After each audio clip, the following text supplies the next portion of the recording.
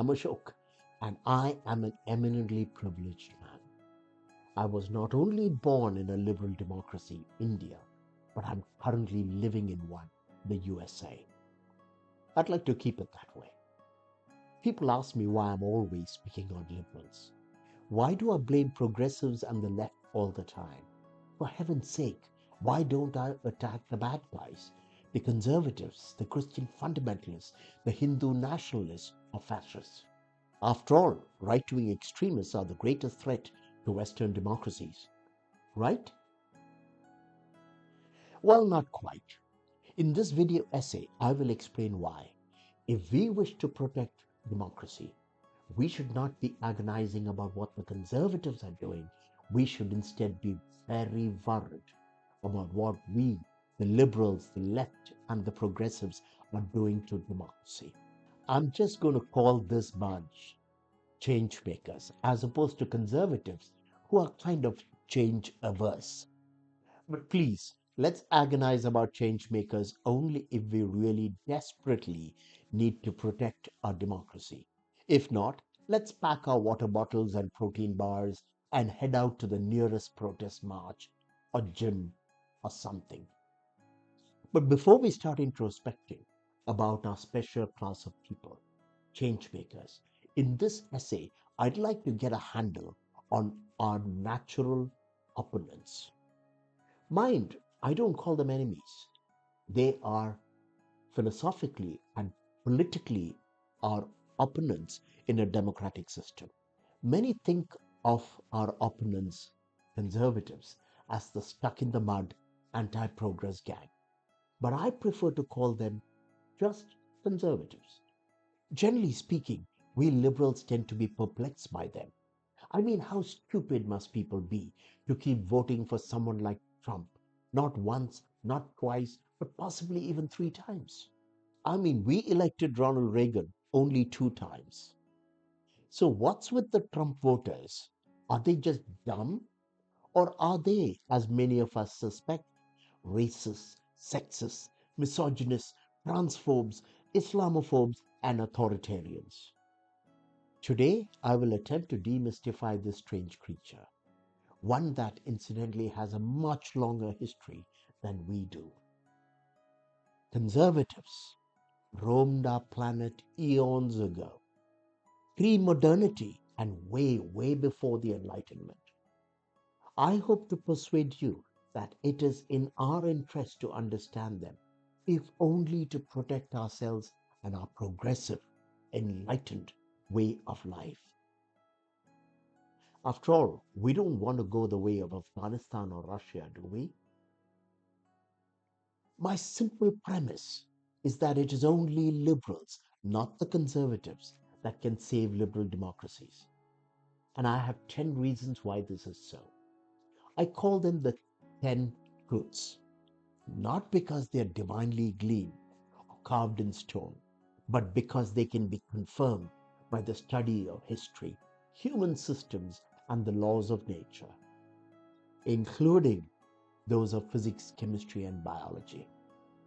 Unlike Marxists, Islamists, or some extreme feminists, I shan't be offended if you challenge these truths.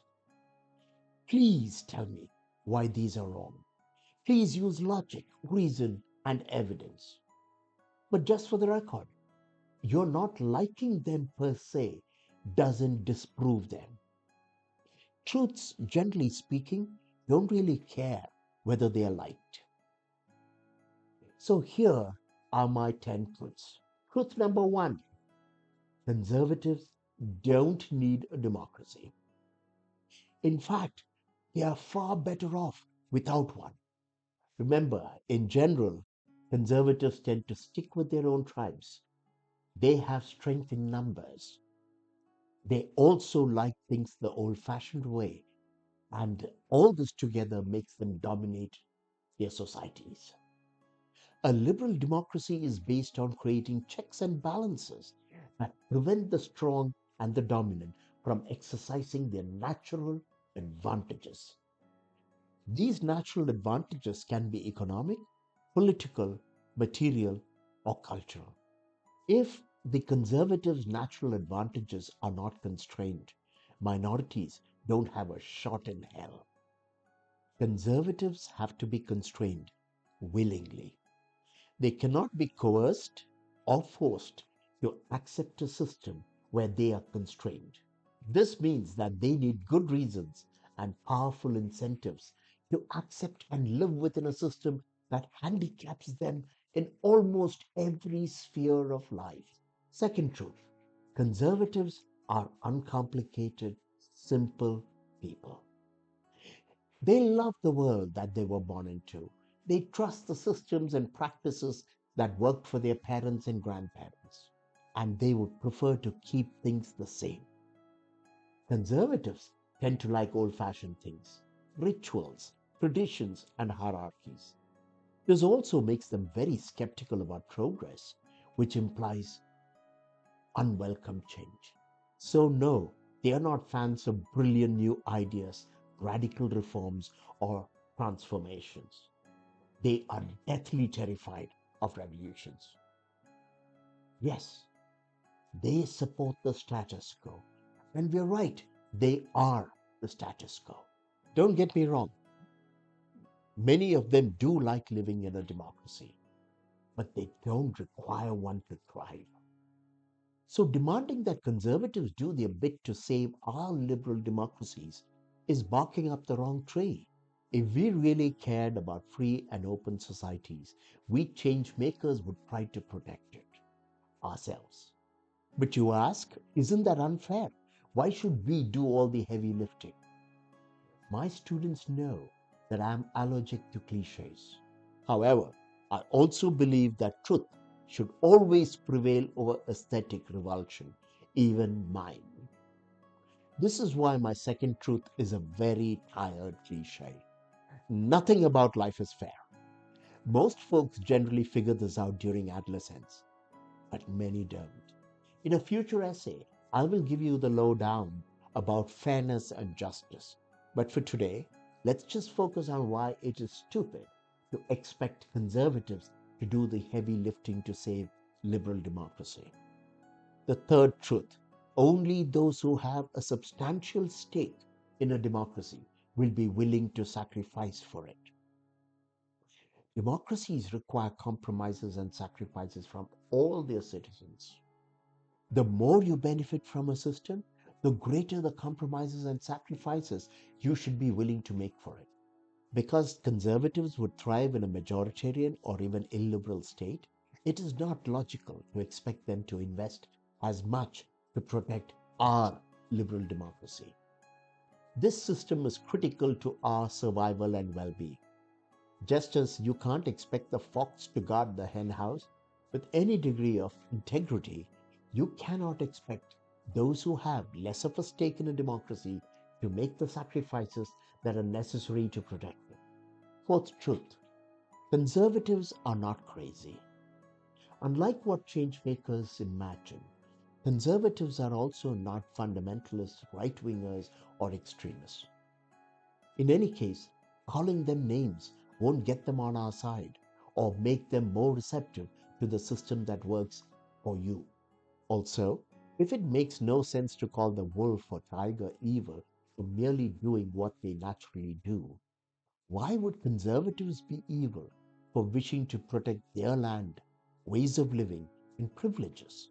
The fifth truth. Actually, deep down, we are all conservative. Until about 100 years ago, except for the odd communist, artist, or anarchist, pretty much everyone was a conservative.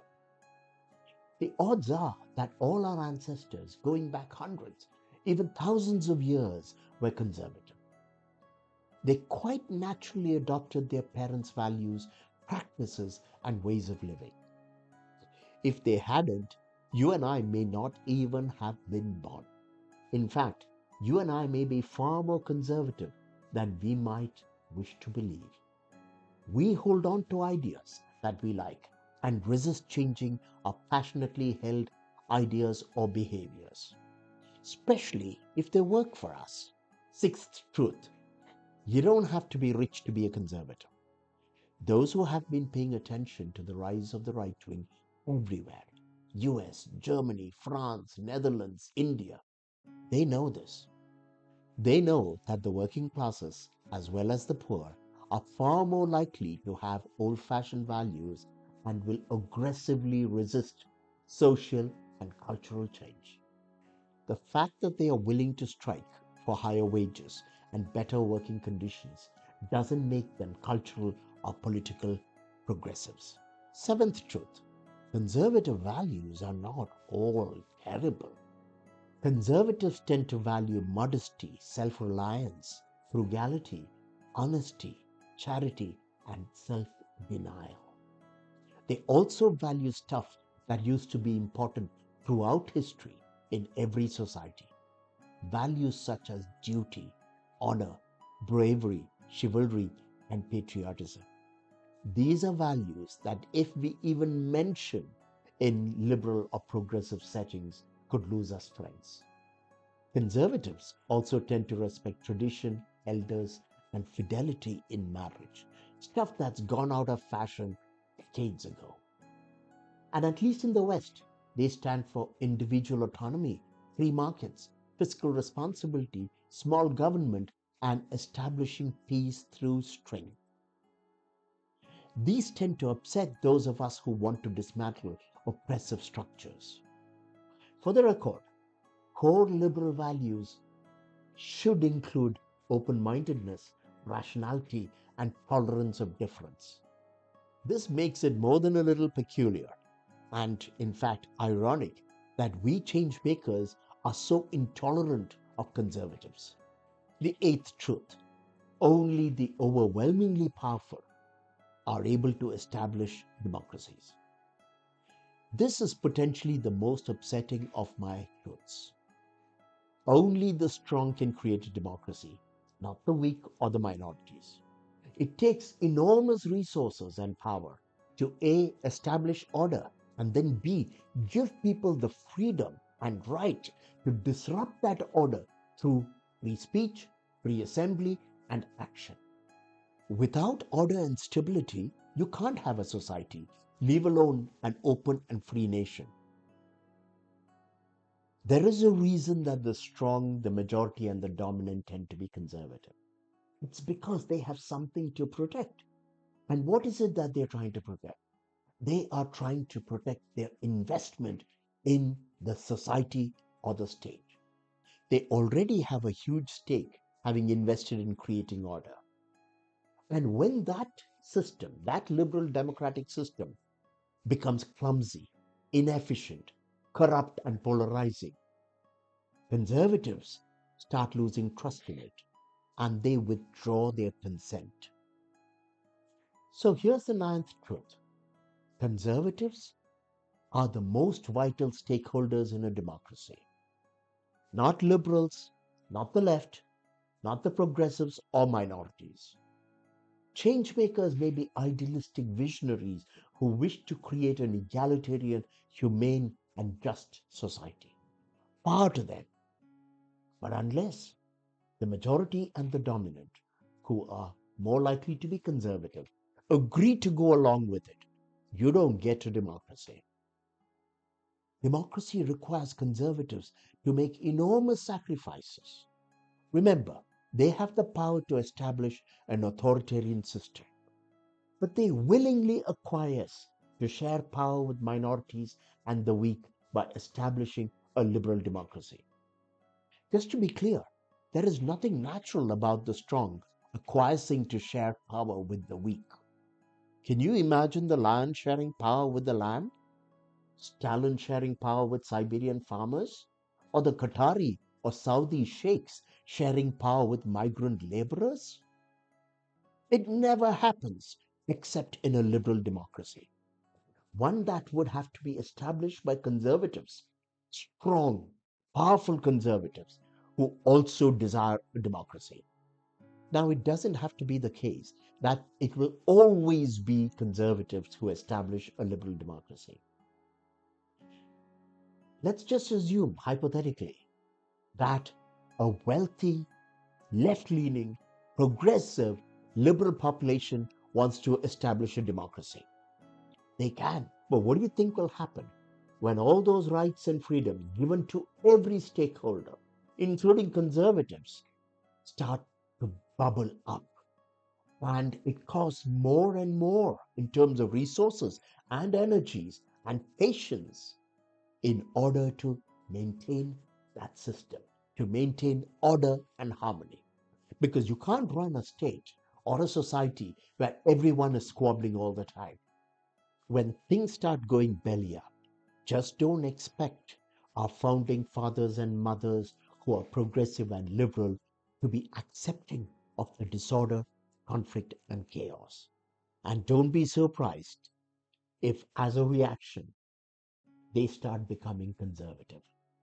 That brings me to the 10th truth. Democracies need to keep conservatives happy. This is completely counterintuitive. We can't look at conservatives as the enemy. If we really want to protect our democracy, we have to take care of our conservative fellow citizens. If they don't see any benefits from the political system, if they're always being asked to make compromises, sacrifices, and pay to provide benefits to minorities, they will get frustrated.